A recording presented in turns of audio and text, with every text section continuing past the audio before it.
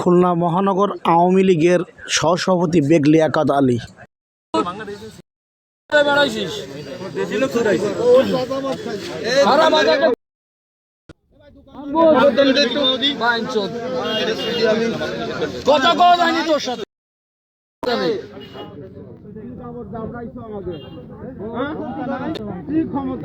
আমাদের বেগ কাকা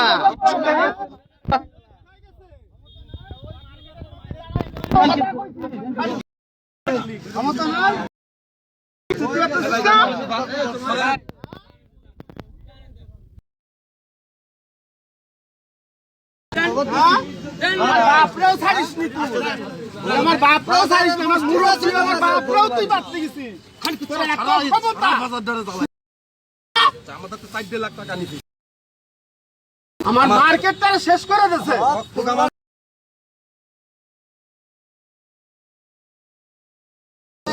মাটি কি পয়সা রয়েছিস, আমাকে তো মূল্যও দিস নি 5 পয়সা।